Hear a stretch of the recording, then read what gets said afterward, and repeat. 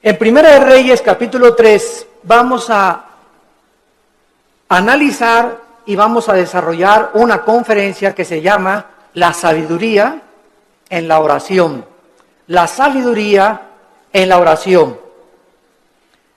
Antes de entrar a este pasaje, la Biblia nos enseña que la sabiduría es una de las bendiciones más grandes que cualquier creyente pueda poseer.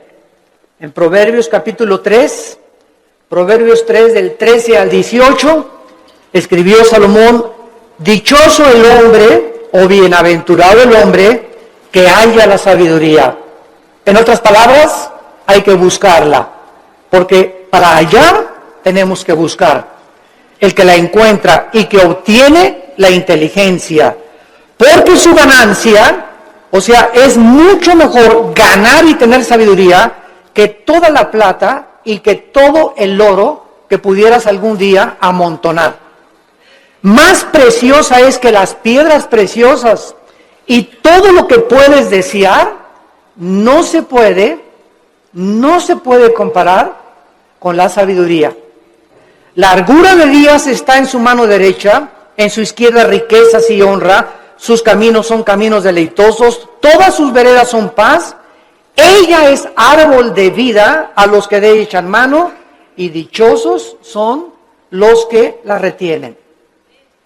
Siendo que la sabiduría es tan importante que el dinero, una vez yo le pregunté a Dios: oh Dios, ¿por qué dices que es más importante la sabiduría que el dinero? Porque la mayor parte de la gente diría: bueno, yo prefiero 1000 veces tener dinero que sabiduría. Y la respuesta la vamos a encontrar a través del desarrollo de esta conferencia, porque les voy a dar un adelanto. Si tú tienes dinero y no tienes sabiduría, el dinero que tienes lo vas a malgastar. Lo vas a usar en cosas y en vanidades ilusorias que se convierten en una maldición para tu vida. Escúchame muy bien. Personas que tienen dinero y no saben cómo usarlo, el dinero se convierte en una maldición para sus vidas. Pero si tú tienes sabiduría antes de tener dinero, cuando tengas dinero vas a saber cómo usarlo, dónde usarlo y a qué horas usarlo. Entonces, cuando nosotros tenemos sabiduría, antes que tener una carrera, antes que tener dinero, antes que casarnos, comenzamos a tener la capacidad de saber usar lo que Dios nos ha dado. La sabiduría tiene una definición que es la siguiente, a los que la quieran apuntar. La sabiduría se puede definir como la capacidad o la habilidad para poder entender y discernir qué hacer, cómo hacerlo y cuándo hacerlo. Es la capacidad para poder entender y discernir qué hacer, cómo hacerlo y cuándo hacerlo. También podríamos decir que la sabiduría es la capacidad para saber aplicar el conocimiento. El conocimiento nos lo da la Biblia. Y muchos que me escuchan ya saben que dice la Biblia en Efesios 5, maridos, amen a vuestras mujeres. Eso dice la Biblia, ¿verdad? Y todos los varones dicen, amén, amén, amén.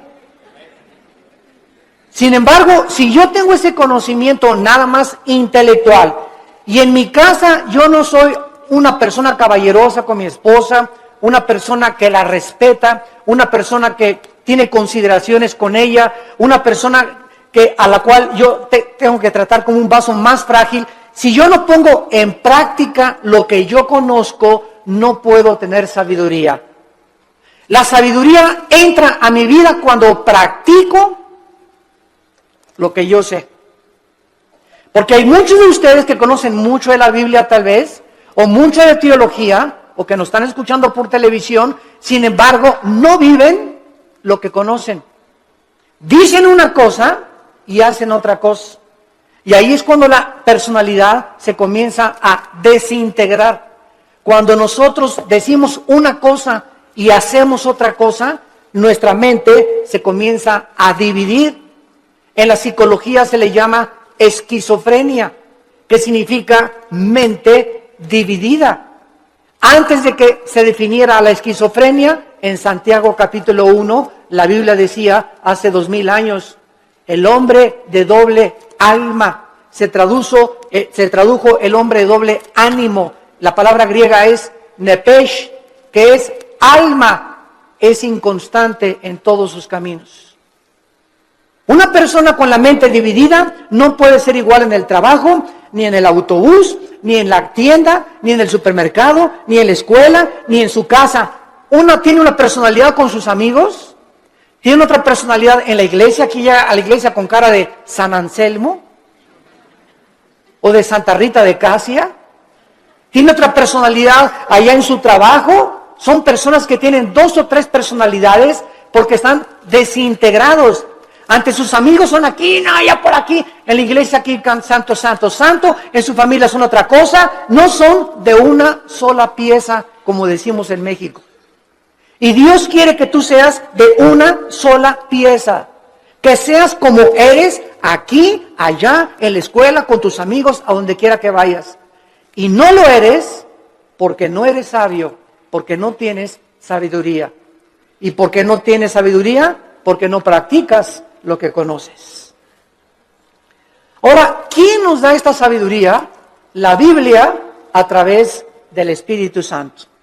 Porque la sabiduría no es amontonar conocimiento, como dicen en este mundo, esa persona es muy sabia, ganó el premio Nobel de Medicina, ganó el premio Nobel de Literatura, y se les consideran, o el científico Stephen Hawking en Inglaterra, que es el científico más grande ateo del mundo, lo considera una persona sabia. ¿A qué le llaman sabia a la gente? A los que tienen mucho conocimiento en determinado área académica. Pero la sabiduría de Dios es la capacidad para vivir, para ser papá, para educar a los hijos, para saber cómo educar a mi esposa, para tratar con el problema de mi hijo, para tratar con el problema de mi hija, para resolver los problemas en mi trabajo. Esta capacidad para resolver problemas en la Biblia se llama sabiduría. Porque hay mucha gente muy inteligente, con mucho conocimiento, sin que sepa cómo vivir. La persona que posee la sabiduría sabe distinguir entre el bien y entre el mal. Manifiesta una conducta responsable, sabe cómo actuar en diversas circunstancias, sabe cómo vestirse en diferentes circunstancias, sabe cómo usar el dinero y sabe cómo dirigir o gobernar una nación, una familia, una empresa y una iglesia. La sabiduría le da la capacidad a los gobernantes de tener un rumbo adecuado en la nación. ¿Qué es lo que vemos ahorita en el mundo? Un mundo de naciones, más de 200 naciones, con gobernantes, la mayoría sin sabiduría. La mayor parte de ellos ya, ¿verdad?, con problemas mentales muy fuertes, posicionados solamente en gobernar, en controlar el pueblo, en controlar a las masas, sin poder ellos beneficiar al pueblo, porque nunca descubrieron que el gobierno es para bendecir a los demás y no a su propio imperio. En Job, el libro de Job, capítulo 28, versículo 28, dice la Biblia: he aquí el temor del Señor es la sabiduría y el apartarse del mal la inteligencia. ¿Qué es lo que hace a una persona sabia? Temer a Dios. ¿Qué significa temer a Dios? ¿Tenerle miedo? No. Tenerle miedo a Dios te aleja de Dios. Y tener temor de Dios te acerca a Él. Esa es la diferencia entre el temor de Dios y tenerle miedo a Dios. No lo confundan. No es igual la gimnasia que la magnesia. Cuando yo tengo temor de Dios, vengo a Dios y respeto a mi esposa, respeto mis finanzas, pago mis impuestos, trato de tener una conducta responsable. ¿Por qué? Porque tengo el temor de Dios en mi corazón. Muchos de ustedes hacen lo que hacen porque no tienen temor de Dios. Muchos de ustedes, cuando nadie los ve, cuando están jóvenes, se besan, se abrazan, abusan de las caricias y se dicen cristianos. ¿Por qué lo hacen? Porque no tienen temor de Dios. Muchos varones viajan y cuando se meten a un hotel, no está la esposa, no hay nadie, alquilan una película pornográfica. ¿Por qué lo hacen? Porque creen que nadie los ve. Pero cuando tú tienes conciencia de que Dios te ve, no harías las cosas que tú haces si tuvieras el temor de Dios. Esta es la razón por la cual Salomón, regresamos ahora a nuestro pasaje, estaba preocupado por ser un rey sabio. Era joven, acababa de consolidar su poder, acababa de sofocar una rebelión interna de gobierno de su hermano Adonías, eliminando a sus enemigos.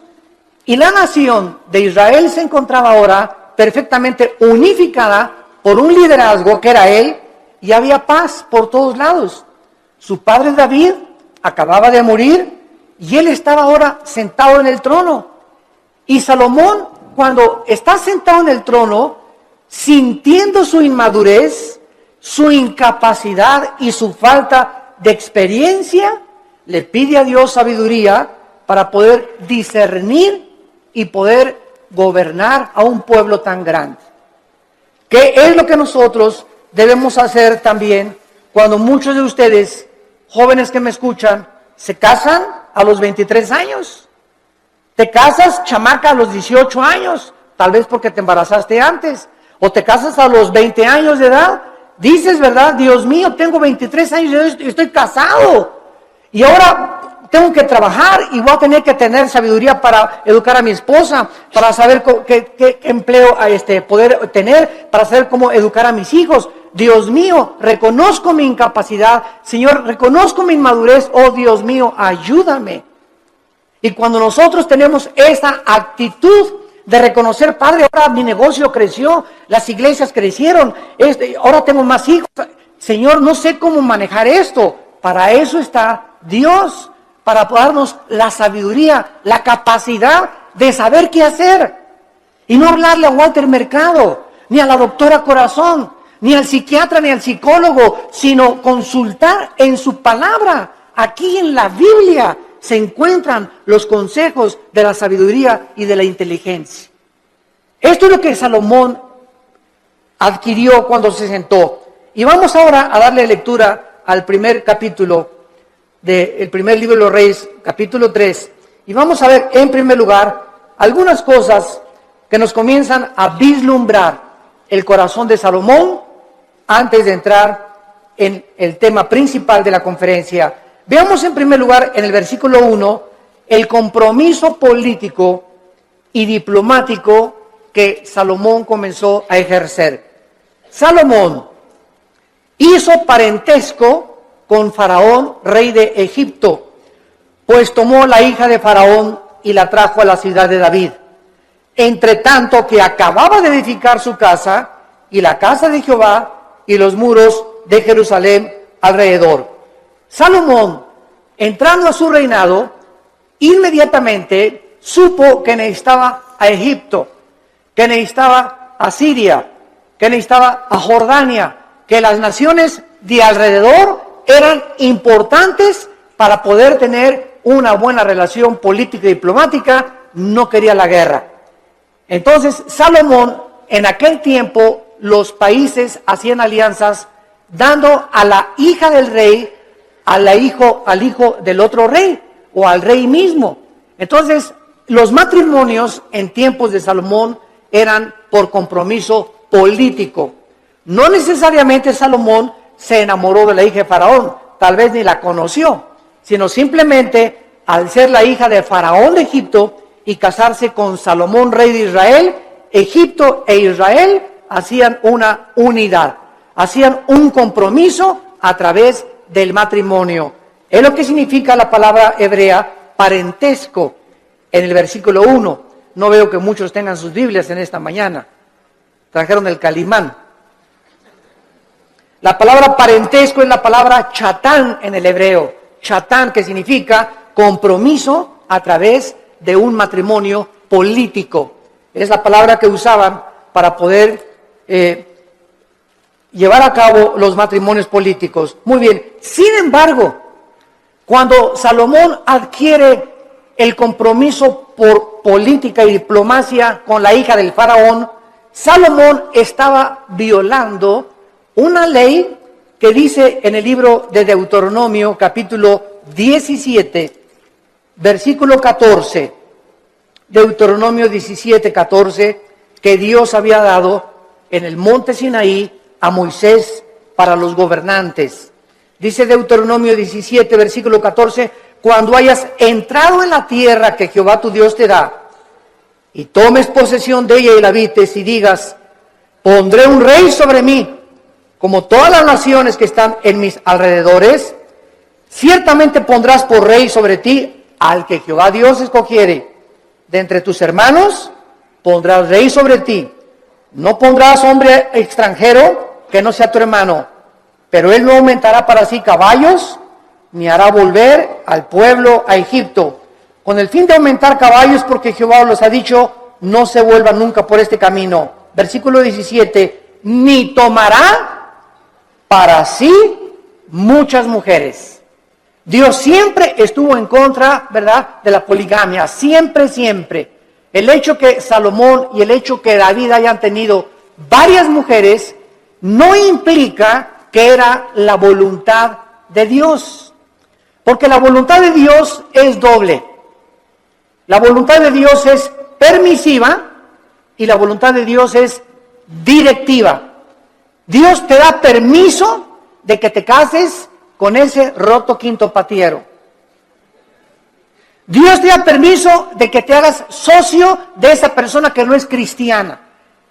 Pero no significa que al permitirte Dios que hagas lo que hagas, no significa que era su voluntad que te casaras con ese muchacho o con esa muchacha, porque lo hiciste encaprichado en hacer algo y Dios nos deja que nosotros recojamos las consecuencias de lo que hemos arado y de lo que hemos sembrado. La cosecha es de nosotros, pero no significa que era la voluntad directiva de Dios. La voluntad directiva de Dios es: yo tengo para ti una mujer que te va a ser fiel, que va a ser la mujer de tus hijos, espera el tiempo en que yo te la traiga. Si tú te impacientas, te casas con la equivocada y te va como infierno. Y después cuando te cases, pues es que Dios, si hubiera querido, hubiera impedido que me casara con Chencho. ¿Sabes una cosa? Dios te dejó que te casaras con Chencho y claro que lo podía impedir, pero si lo hubiera impedido, hubiera violado tu libertad, el libre albedrío. Y ya no seríamos, ¿verdad?, personas, agentes morales, seríamos robots y seríamos títeres de un Dios que Él hace lo que Él quiere. Y Él nos ha dado el libre albedrío para que seamos responsables de las decisiones y las consecuencias que las decisiones que hagamos vamos a recoger. Vamos a ver después cómo acabó Salomón precisamente por estas decisiones equivocadas que llegó a hacer. En segundo lugar, dice el versículo 2 que hasta entonces, o sea, hasta el tiempo de Salomón, el pueblo sacrificaba en los lugares altos, donde regularmente los paganos hacían los sacrificios. Y Dios nunca quiso que Israel sacrificara en los lugares altos, pero hasta que Salomón acabó el templo y se ofrecieron sacrificios en el lugar donde Dios quiso que se ofrecieran, Dios permitió que se llevaran a cabo sacrificios en los lugares altos. Dice el versículo 2, porque no había casa edificada al nombre de Jehová hasta aquellos tiempos. Salomón tenía una capacidad, en segundo lugar, como constructor. Si ustedes ven todo el primer libro de Reyes, es increíble la arquitectura, la hermosura de la decoración del templo de Salomón, de los cuadros que mandó traer. Tenía 12, su trono tenía leones de oro en las escaleras. Su trono donde Salomón se sentaba era de oro puro. Nunca ha habido, nunca en la historia, ni Bill Gates, ni el señor Slim, ni los Kennedy, ni los Rothschild, ni ningún millonario ha tenido el dinero que ha tenido y las riquezas del rey Salomón. Pero al mismo tiempo que Salomón ha tenido las riquezas inimaginables que cualquier persona haya podido alcanzar, ni los árabes tampoco, ni los sheiks en Arabia, Salomón al mismo tiempo, vamos a ver, era el hombre más sabio de toda la historia que ha existido. El hombre más sabio, imagínense, tenía millones de billones de riquezas y al mismo tiempo tenía la sabiduría que al final de su vida la hizo a un lado y pues ya es otro cantar, ¿verdad? Él se aparta de Dios, apostata y después regresa a Dios y escribe el libro de Eclesiastés, que es el compendio de sabiduría después de Proverbios más grande de toda la Biblia, el libro de Eclesiastés. Muy bien, ahora sí, vayamos a comenzar a analizar esta oración que Salomón, consciente de su inmadurez, comienza a hacerle a Dios. Dice el versículo 5, y se le apareció Jehová a Salomón en Gabaón. Se le apareció Jehová a Salomón en Gabaón. ¿A cuántos de ustedes se les ha aparecido Dios? Todos podemos decir, ¿verdad? A ninguno. Pero esto es una verdad parcial, porque cada vez que hables la Biblia, se te aparece Dios. Ya no tenemos manifestaciones visibles de Dios, ni audibles, como en los tiempos antes en el Antiguo Testamento. Pero ahora nadie puede decir, bueno, si a mí se me aparecía Dios, ¿sabes una cosa? Ahora no solamente se le apareció Dios para decirle algunas cosas, sino que ahora tenemos todo el consejo de Dios en la Biblia. Todo lo que Dios tenga para decirnos ya se encuentra en la Biblia. Después de la Biblia no hay nada más que Dios nos tenga que decir. Por eso la Biblia es un libro sellado. El que le agregue algo a estas palabras o el que le quite algo a estas palabras, dice Apocalipsis capítulo 22, las maldiciones de este libro caerán sobre esa persona. Por eso cuando oímos, ¿verdad?, que tantas cosas de profecías, y el Señor me dijo que iba a entrar una muchacha con vestido verde y vas a casar con ella. Y el Señor me dijo que de aquí de esta iglesia van a salir ríos de agua viva. Y el Señor dice que un avivamiento va a venir en Guatemala, o va a venir en España, etcétera, etcétera. ¿A quién le dijo eso el Señor? ¿Quién sabe? Tal vez cenó pizza en la noche a las 12 de la noche. Y comienzan a decir cosas que no están en la Biblia, que asumen que Dios dijo, pero Dios no lo dijo. Porque profetizar no es anunciar el futuro. Profetizar es comer esta palabra, y cuando hablas esta palabra. La persona que predica la palabra es un profeta. Un profeta no es una persona que dice, va a pasar esto o va a pasar aquello. Esos son adivinaciones. No confundas la profecía con la adivinación. Ahora, en el Antiguo Testamento había videntes. La palabra naví en el hebreo, que se les dio profecías del futuro. Todo lo que va a pasar ya está escrito en la Biblia. Cuídense cuando va a temblar en Toluca en febrero del 2011. Y el Señor me dijo que a las 10 de la mañana, cuídense, hermanos y hermanas en Cristo, de todas estas falsas profecías.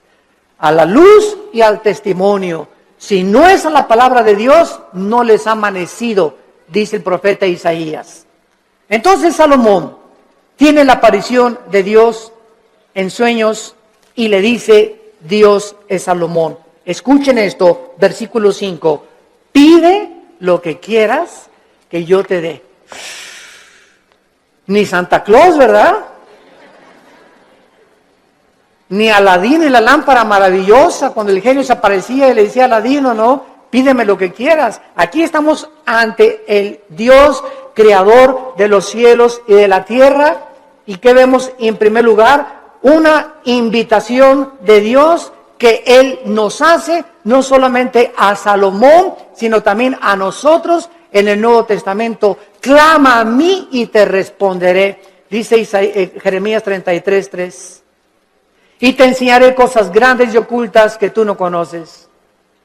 Ahora aquí inmediatamente podríamos asumir, si aparece Dios, pídeme lo que quieras, un Cadillac último modelo, Señor. Una casa allá por allá. Una mujer bellísima. Todas estas son las cosas que el mundo pediría cuando no tienen un corazón para Dios. Pero lo que hace Salomón es lo que nos va a enseñar que Dios se agradó tanto de lo que le pidió Salomón, que Dios se lo dio. Entonces vamos a descubrir en esta mañana que cuando nosotros oramos conforme a la voluntad de Dios, Dios nos concede las peticiones que le hayamos hecho.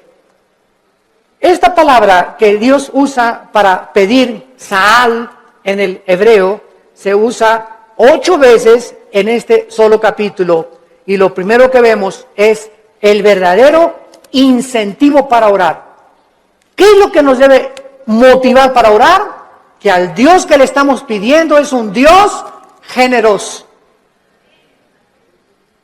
Toda buena dádiva y todo don procede del Padre de las luces, Santiago capítulo 1, en el cual no hay sombra ni variación alguna.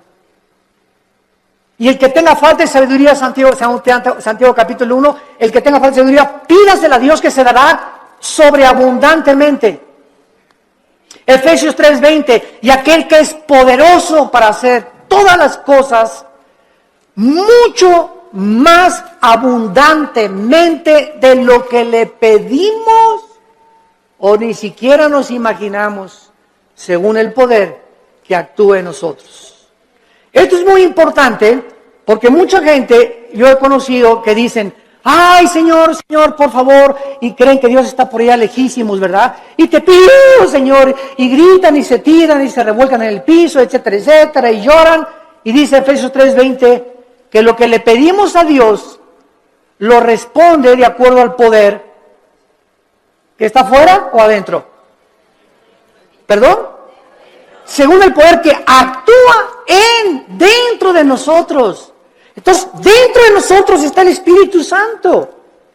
Y yo solo tengo que hincarme en el secreto de mi oración y entrar en comunión con Dios, y Él me está oyendo, Él está dentro de mí, y no tengo que buscar manifestaciones de Dios externas, porque el poder está dentro de mí. Y dentro de mí, si el Espíritu Santo, yo tengo una relación de compañerismo con Él y camino en santidad con Dios, lo que Dios me pone dentro de mí, me lo va a dar. Porque Dios se agrada cuando le pedimos conforme a su voluntad. Aunque nosotros no somos reyes ni gobernantes como Salomón, con el mismo nivel de responsabilidad que tenía Salomón, ¿acaso no es al mismo Dios que al que se acercaba Salomón en el Antiguo Testamento en oración?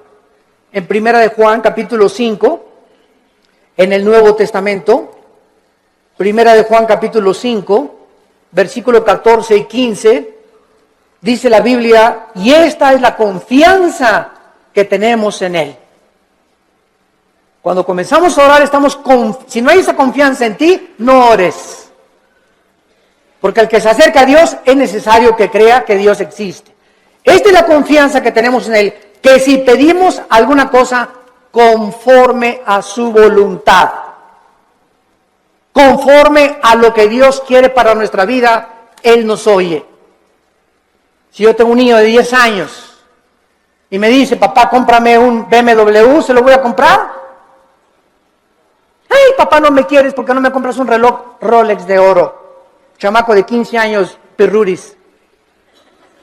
¿Por qué no se lo doy? Porque no es que yo no ame a mi hijo, claro que lo amo a mi hijo, pero no se lo doy porque no puede él todavía llevar tantas alhajas en su cuerpo, ni tener un coche último modelo a los 15 años, porque le hago un mal más que un bien.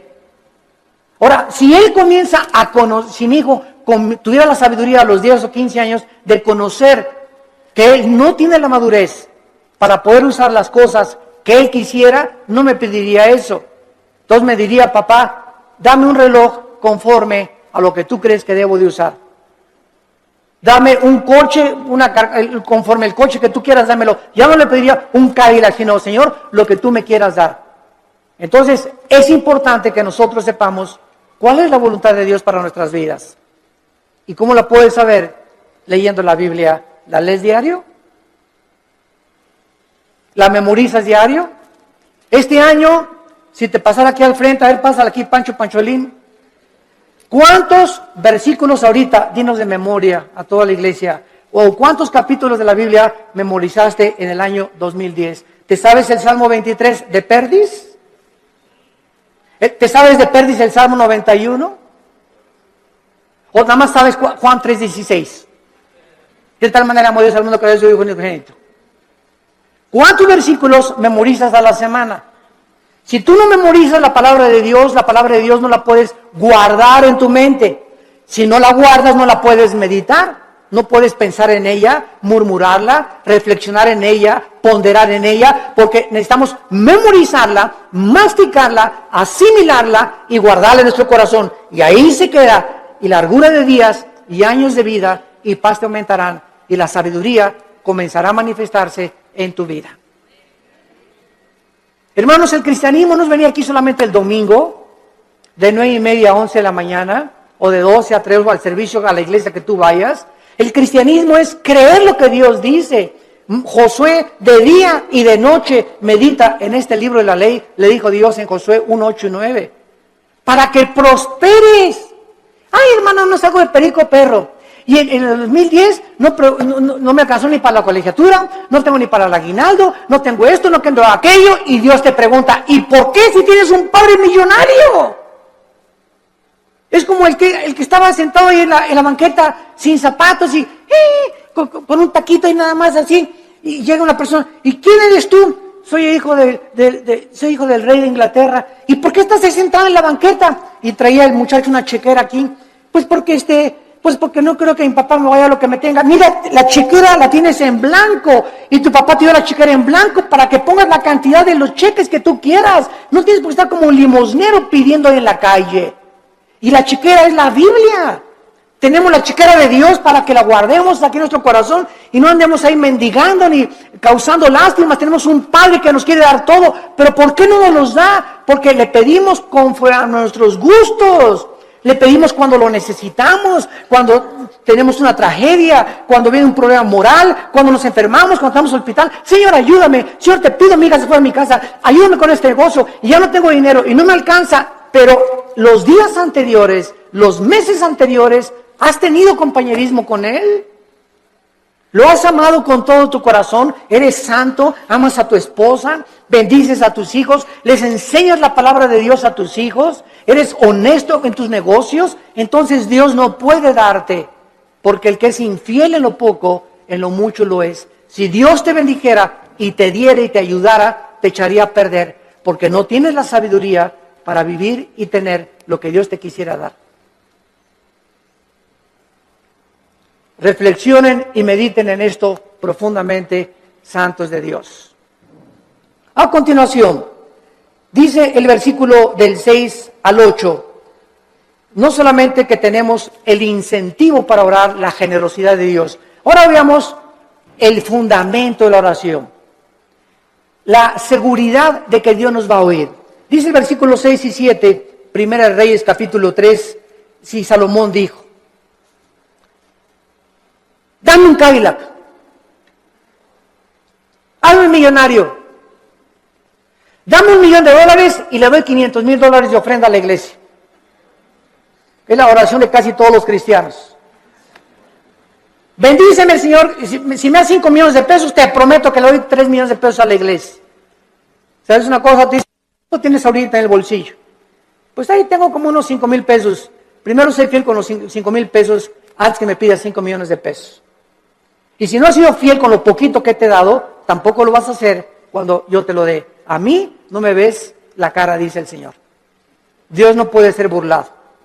Entonces tenemos que entender eso, ¿verdad? Vean ustedes ahora cuando Dios le dice a Salomón, pídeme lo que quieras. ¿Por qué Dios le concedió a Salomón lo que le concedió? Salomón le contestó, en primer lugar, tú hiciste gran misericordia a tu siervo David, mi padre. En primer lugar, recuerda, antes que nada, antes de pedirle, recuerda lo que él había hecho con su padre anteriormente. Dice a continuación, porque él anduvo delante de ti en verdad, en justicia y con rectitud de corazón para contigo. En segundo lugar, recuerda que su padre recibió de Dios lo que recibió porque David anduvo en integridad. ¿Qué es integridad? Hacer lo que nosotros decimos. Vivir lo que nosotros predicamos. Si tú predicas una cosa y vives otra cosa, no eres una persona integral, íntegro. Te estás desmoronando, te estás desintegrando, tu mente se está dividiendo y se puede dividir en 2 partes, en 3 partes, hasta en 4 partes. Y después los psicólogos entran y dicen, desórdenes múltiples de la personalidad humana. Personas que tienen hasta 5 personalidades y que se consideran como psicópatas, que ya tienen que ser internados en un hospital para enfermos mentales, que nunca su problema fue el problema mental, su problema fue que nunca resolvieron sus pecados pasados. No quisieron oír la voz. La misericordia que le tuviste a mi papá, yo estoy sentado aquí, yo no merezco estar sentado aquí. Lo estoy por causa de la misericordia que tú tuviste para con mi padre. Y esto es algo muy importante porque muchos de ustedes están donde están por las oraciones de tu mamá, por las oraciones de tu padre, tal vez las oraciones de tu abuelo que tú no llegaste a conocer, pero Dios nos ha prometido, la generación de los justos será bendita. La generación de los justos será bendita y sus hijos heredarán la tierra. Salmo 112, 1 y 2. ¿Qué significa esto? Que aunque tengamos nosotros todavía hijos que vemos que no vienen al camino, yo conozco muchos grandes hombres de Dios, muchos misioneros que murieron y sus hijos no eran cristianos y se salvaron después de que se murieron los papás. Pero Dios cumplió su palabra. Entonces, el hecho que muramos y no alcancemos a ver a muchos de nosotros, a todos nuestros hijos salvos, no implica que Dios no va a cumplir su palabra. Dios va a cumplir su palabra. Y nuestros hijos son benditos. Y aunque ahorita pertenezcan muchos al diablo, Dios los va a arrebatar de sus garras. ¿Y sabes por qué? Por la misericordia que Él tiene con nosotros, sus padres, que caminamos con Él. Pero si tú no eres un padre que caminas con Dios, si tú no eres un padre fiel con Dios, si tú no caminas en santidad, estas promesas no pueden tener cumplimiento. La misericordia de Dios es sobre los que le temen y sobre de ellos hará conocer sus pactos. Y vemos enseguida cuando le dice Dios, cuando le dice Salomón en el versículo 6, finalmente, tú le has reservado esta misericordia en la que le diste, hijo, que se sentase en su trono, como sucede en este día. Vemos la fidelidad de Dios de una forma maravillosa. Y dice la Biblia en el versículo 7, ahora pues, Jehová Dios mío, o sea, habiendo reconocido Salomón la misericordia que Dios tuvo para con su padre, y el hecho que él esté donde está, que lo hacía indigno, tú me has puesto a mí, tu siervo, por rey en lugar de a mi padre, y yo soy joven, y no sé cómo entrar ni salir, y tu siervo está en medio de tu pueblo, al cual tú escogiste, un pueblo grande que no se puede contar, ni tampoco enumerar. Salomón finalmente comienza a orar, porque al recordar la misericordia con su padre, sabe que lo que Dios dice lo cumple. ¿Qué hace que nosotros oremos? La fidelidad de Dios. Dice en Efesios 3:20, y aquel que es poderoso para hacer las cosas mucho más abundantemente. Tú le pides a Dios algo, lo que Él te va a contestar es mucho más allá de lo que tú te imaginaste que te iba a contestar. Yo recuerdo, les conté hace algún tiempo, en 1977-78, yo comencé a entrar al ministerio de tiempo completo. Yo trabajaba en un hotel en Acapulco, el hotel que es ahora el Emporio, creo, el Continental, estaba de gerente general del hotel. Y cuando entro en el 77-78, me fui de misionero con unos misioneros norteamericanos, nos llevaron a la Sierra de Guerrero, con la frontera con Oaxaca, Coajimalpa, la Costa Chica, la Costa Grande. Todos anduve 3 años de misionero.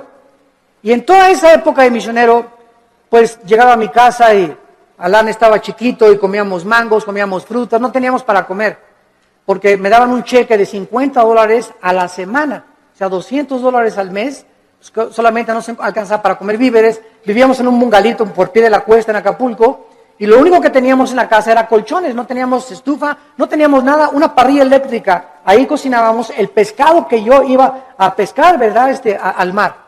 Entonces, durante todo ese tiempo, Dios me mostró su fidelidad. Nunca nos faltó pescado, nunca nos faltaron mangos en los árboles. ni tampoco manzanas, y peces, aventaba el anzuelo y a las 2 o 3 horas agarraba 3 o 4 huachinangos y grandes peces, y comíamos ostras, y comíamos las cucarachas que se pegaban en las piedras. Me bajaba a bucear y las raspábamos así con limoncito, ¿verdad? Ricas así, y eso es lo que comíamos por 3 años. Hasta 1985 pasaron 8 o 9 años de mi ministerio cuando por primera vez compramos un refrigerador. Compré una lavadora de esas que vendían en Salinas y Rocha, de esas que chun chun que hacen así, para acá y para atrás, las señoras ya saben cuáles son, ¿verdad? Así es, las lavadoras antiguas. Pagué como 3 años en pagarla, y hasta el 85 me regalaron una camioneta combi usada con 80,000 kilómetros, y en esa nos transportábamos después de tantos años de caminar y conocer a Dios. Entonces, Dios es fiel, pero Dios no te da las cosas así. Entonces, tú no vas a recoger nunca en la vida lo que nunca has sembrado, en lo que nunca has trabajado. ¿Quiénes son los que poblan las cárceles? Almoloya, el reclusorio, personas que creyeron que sin trabajar, sino quitándole el dinero o vendiendo algo rápido, droga, podían obtener ganancias inmediatas, y tarde o temprano acaban en esas cárceles. Porque la Biblia dice, ganarás el pan con el sudor de tu frente. Y todo lo que es fácil y lo que es barato no tiene la bendición de Dios. Dinero mal habido será maldecido. Es una ley inexorable espiritual. Salomón, pues, comienza a decirle a Dios: yo soy joven, no sé cómo levantarme, no sé cómo gobernar, no tengo la madurez, y quiero, por favor, Señor, versículo 7, que me des a mí, versículo 8, la capacidad para poder gobernar. Cuando Dios le dijo a Salomón: pídeme lo que quieras, Dios estaba probando el corazón de Salomón. Y cuando venimos en oración y le pedimos a Dios, de la abundancia de las palabras, de la abundancia del corazón, habla la boca. Lo que tú le pides a Dios denota y manifiesta lo que realmente quieres en tu corazón. Y vamos a ver el gran secreto de por qué Dios le contestó esta oración. En el versículo 7 y 8, Salomón reconoce que él no tiene la capacidad de gobernar un pueblo tan grande, ni numerarlo por tanta y grande multitud. Su principal capacidad de la cual él comienza a reconocer es que él necesitaba una cosa importante. Versículo 9, dale, es lo primero que Salomón le pide, dame un corazón entendido. Por favor, la palabra entendido es shama, que significa oír o escuchar. Vamos a ver, vamos por orden, esto es muy importante, síganme con cuidado. Dame un corazón que sepa escuchar a la gente. Es lo que significa entendido. Shama viene de la palabra hebrea Shema. Cuando dicen en Deuteronomio 6, Shema Yisrael Adonai Elohim Adonai Echad, se tradujo: oye Israel, Jehová tu Dios uno es. Shema, oye, Shama aquí es escuchar. Dame un corazón Shama, que sepa escuchar. Ahora, dice el versículo 9, que sepa escuchar para juzgar a tu pueblo y para discernir entre lo bueno y lo malo. Vean ustedes con cuidado lo que Salomón está pidiéndole a Dios. Señor, permíteme presentarme ante tu pueblo. Supongamos que ustedes son el pueblo de Dios, y un gobernante necesita oír. Un pastor necesita, para dar consejería, oír. Pero cuando nosotros oímos, y muchas veces lo que los gobernantes oyen del pueblo, no siempre es la verdad, ¿correcto?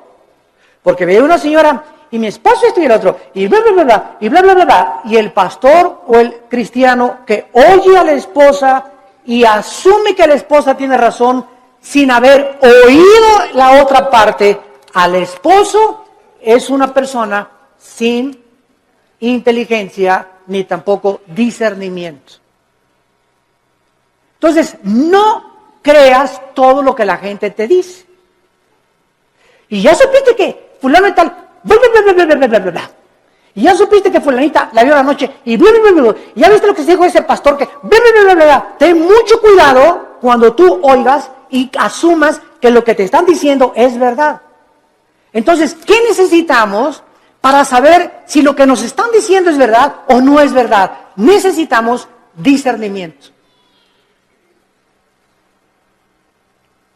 Y el discernimiento es una capacidad que el Espíritu Santo da para poder distinguir entre el bien y entre el mal, entre la mentira y la falsedad, entre lo que es real y lo que no es real.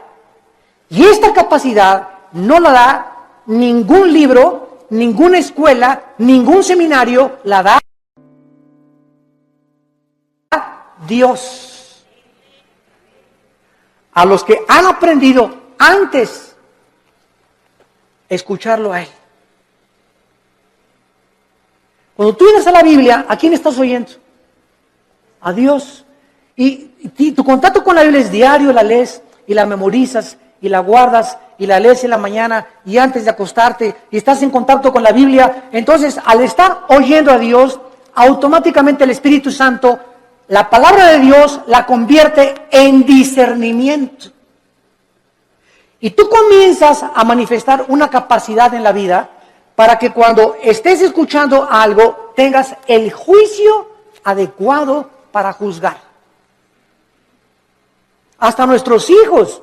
Llega Pepito, papi, que son mustios los chamacos, ¿verdad? Pegó, y no es cierto que le pegó, sino que él viene así porque él le pegó al otro. Pero son expertos los niños en venir y culpar al otro hermanito antes de que sepan que él fue el culpable y le pegan a él. Entonces viene corriendo y cuando el papá ya sabe, espérame, ya te conozco, mijito, ¿verdad? A ver, ya sé, ¿verdad? Y le hablas al otro hermanito y ya sabes que lo que te quiere es chantajear. Entonces comenzamos, no nos inclinamos porque a Pepito lo quiero mucho, mis sentimientos los crucifico, quiero hacer justicia con mis hijos y que mis hijos sepan que soy parejo con todos. Cuidado con los consentidos, porque esto no es de Dios. Este fue el problema de José en el Antiguo Testamento, cuando su padre Jacobo lo consintió demasiado, los hermanos comenzaron a tener envidia y acabaron vendiéndole a Egipto. Entonces Salomón pide la capacidad de poder juzgar al pueblo. Vean ustedes, y aquí está el centro de toda nuestra conferencia, el motivo principal por el cual Dios le da a Salomón mucho más, como vamos a ver, de lo que le pidió o de lo que se imaginó, fue porque el motivo de Salomón era el bienestar del pueblo de Dios. Mientras Dios vea que nosotros amamos a su pueblo, mientras Dios vea que tú amas a la gente, que tú amas a tus hermanos en Cristo, porque si no amas a tus hermanos en Cristo, ¿qué vas a acabar amando al vecino? Si entre nosotros no nos amamos, ¿cómo esperamos entonces atrevernos a pedirle algo a Dios? Si entre nosotros nos volteamos los cañones unos contra otros y nos atacamos unos a otros, y atacas a ese pastor, y atacas a ese hermano, y a ese coordinador, y ese decán, y ese seguridad afuera que me dijo que no me estacionara aquí. ¿Y tú qué te crees que no sabes quién soy yo? Y tenemos esa actitud de siempre autoritarismo, y siempre soberbia, y siempre mis intereses, y yo, el rey del yo. ¿Cómo puedes entonces esperar tener sabiduría, inteligencia y discernimiento espiritual? Nunca lo tendrás. Porque Dios quiere que seamos humildes unos con otros, que nos perdonemos unos a otros, que nos aceptemos con todos nuestros defectos, unos a otros, que nos toleremos y nos aguantemos como Cristo nos perdonó y nos soportó en la cruz. Y si Dios me aguantó con todo el costal de barbaridades y de cochinadas y de pecados que yo traía y fueron puestos en la cruz, ahora me dice Dios, ve y tú haz lo mismo con los demás. Ama a mi pueblo, dice el Señor, porque por el amor que os tuviereis, el mundo sabrá que sois mis discípulos. Pero si estamos entre nosotros con celos y envidias y críticas y calumnias y maldiciones y este y el otro y por aquí y por allá, es un pueblo carnal. Son los que se van a quedar en el desierto. Nunca van a entrar a Canaán. Nunca tendrán la bendición. Nunca tendrán respuesta a sus oraciones. Porque nunca quisieron morir a sí mismos. Nunca tendrán sabiduría. Navegarán siempre por diferentes aguas, como veletas en la vida, llevados por todos vientos de doctrina. Nunca tendrán el timón en sus manos, su vida, su barco, nunca tendrá curso, siempre irá donde va el viento. Como veletas, como veleros, sin un motor, sin sabiduría, sin convicciones, porque nunca amaron al pueblo de Dios. Amados, amémonos unos a otros. En 1 Corintios, en el Nuevo Testamento, para terminar, capítulo 12, ¿qué encontramos en Corintios 12, 13 y 14? 3 capítulos dedicados a los dones espirituales. El capítulo 12 pone el cimiento de los dones. El capítulo 14 explica qué son las lenguas. Y el capítulo 14 nos dice claramente, ¿verdad? El 14 nos dice que son las lenguas y el 13 nos dice qué es realmente lo que más le importa a Dios. El amor. Pero vean ustedes en 1 Corintios 12, versículo 4 al 7, la congruencia y la consistencia de la verdad de la Biblia. 1 Corintios 12, 4. Ahora bien, hay diversidad de dones, pero el Espíritu es el mismo. Hay diversidad de operaciones, pero Dios que hace todas las cosas, todo es el mismo. Versículo 7, importantísimo. Pero a cada uno, a Pancho, a Carmelita, a Josué, a Pepe, a Carlos, o sea, no hay nadie de los que me están escuchando que sean cristianos que no tenga dones. Todos tenemos dones y miren lo que dice, pero a cada uno le es dada la manifestación del Espíritu para provecho. La palabra provecho es la palabra sumiero en el griego, que significa para el beneficio de los demás.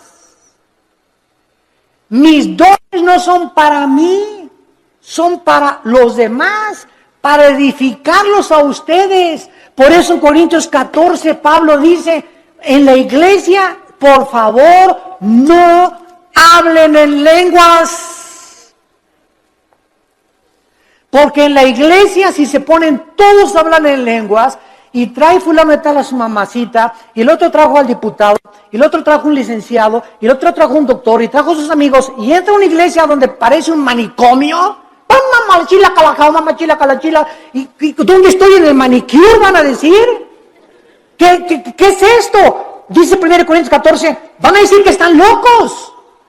Entonces, en la asamblea, cuando estén todos juntos, si quieren hablar en lenguas, que sea por turno y con intérprete. Y si no hay intérprete, cállate. Y no estés ahí en la iglesia, saca la bazuca con las lenguas de la milicia, ¿verdad? Y la persona que está junto a ti, ¿qué le pasa, verdad? Que denle su chocho. ¿Por qué no hablamos las lenguas? Porque no son para nosotros, son para edificar. Y cuando hablamos todos no estamos edificando a nadie. Tal vez creemos que nosotros mismos, pero no se trata a nosotros, se trata a los demás. Los corintios eran tan carnales, como todavía hay muchas iglesias actualmente que no han entendido el uso de los dones espirituales. Nunca son para nuestra edificación, es para la edificación de los demás. Les es dado el Espíritu para provecho. Dice 1 Corintios capítulo 14. El que profetiza, versículo 3, habla a los hombres para edificación. Versículo 4, el que habla en lengua extraña, así no se edifica, pero el que profetiza edifica a la iglesia. Versículo 5, así que quisiera que todos hablaran en lenguas, pero más que profetizaran, porque mayor es el que habla, el profetiza, que el que habla en lenguas, a no ser que las interprete, para que la iglesia reciba edificación. Versículo 12, así también ustedes que anhelan dones espirituales, procuren abundar en ellos para edificación de la iglesia. Más de 7 veces en un capítulo dice Pablo, los dones son para los demás, para el beneficio común, bien para los demás. Padre, dame sabiduría, no para ser sabio, para educar a mi familia. Padre, dame sabiduría para ser pastor y ser un pastor que sepa aconsejar para poder bendecir a tu pueblo. Padre, dame propiedades o dame bienes materiales conforme a ti para edificar a tu pueblo. No nos interesa para mí, para edificar a tu pueblo. Cuando nosotros tenemos en el corazón el pueblo de Dios, Dios bendice sobreabundantemente. Porque nadie vive para sí mismo, vivimos para los demás. Y el secreto de la felicidad, como les decía ayer en el desayuno, es vivir para los demás. Ahí se encuentra el secreto de la felicidad. Tu casa es úsala para la gloria de Dios. Tu coche, úsalo para transportar hermanos, úsalo para el reino de Dios. Tu dinero, úsalo para el reino de Dios. Dios no está en contra que tengas ahorros, ni que tengas dinero, pero no ahorres más de lo debido. No seas más avaro, no tengas más propiedades de las debidas, porque te conviertes en persona avariciosa. Estás guardando ya de más y mañana te vas a petatear. Mañana cuelgas los tenis, como dicen los jóvenes. Mañana partimos tal vez a casa y lo que has hecho, ¿para quién se le quedó cuando se pudo usar para la gloria de Dios?